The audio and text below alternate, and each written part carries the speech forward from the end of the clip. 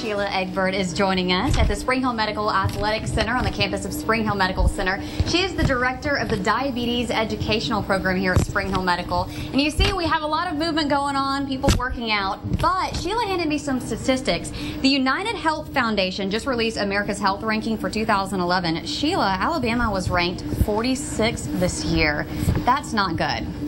It is terrible news, and actually we slipped a spot from last year. We were 45th last year, and in looking at the data, 23 different factors were analyzed, and what really caught my attention was the increased incidence of diabetes. Alabama leads the nation in incidence of diabetes, and just within the last 10 years, our incidence has doubled.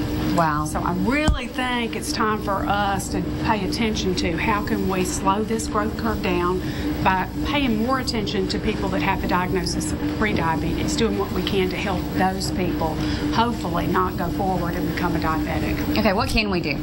Well, there are several things that have been studied by the National Institutes of Health researchers that definitely influence one's risk of going on and becoming a diabetic. Reducing any extra pounds, getting rid of those extra pounds, moving more. Here we are in the athletic club. Great place to do it. A modest amount, maybe 30 minutes a day more activity, that's shown to be very influential. And also increasing the fiber in your diet and whole grains. If you're a smoker, they recommend that you quit smoking. And also if you're a drinker, maximum of 1 to 2 drinks a day.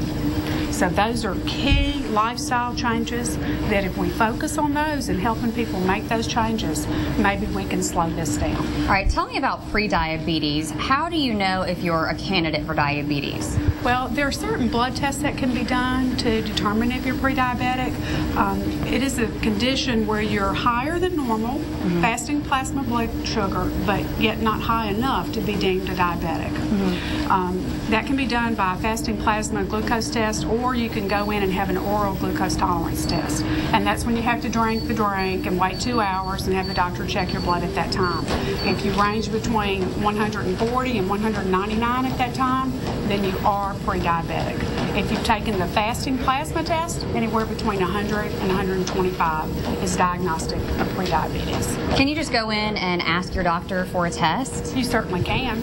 You certainly can. And with the great incidence that we have here in Alabama, I think it's a really good thing for a lot of us to be doing, especially if you're overweight or have a family history.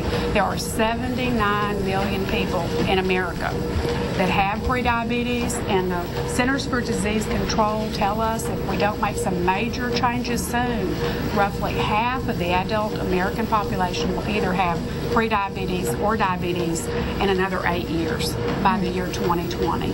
Wow. So I really want us to start doing what we can to help people make lifestyle changes. We're going to have a program here in January for people with prediabetes.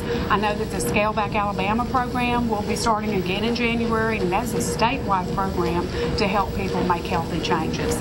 Last year, about 33,000 people participated, and they lost about 143,000 pounds. That's amazing. So once you get the weight off, you need to keep that weight off. You certainly do. And it's very hard to do.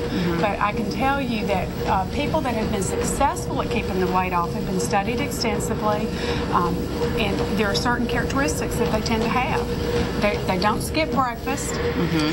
They move more. So exercise definitely needs to become part of who you are and what you do most days of the week. They tend to record what they eat. So they're very accountable in their actions. A lot of them join gyms or weight loss programs, and most of them weigh themselves on a regular basis, at least once a week.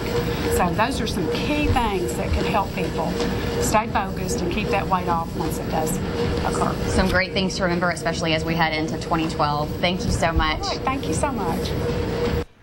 If you would like to learn more about diabetes or the United Health Foundation, you'll find a link when you visit our website. Just click on the Studio 10 tab on fox10tv.com and look for Healthy Living.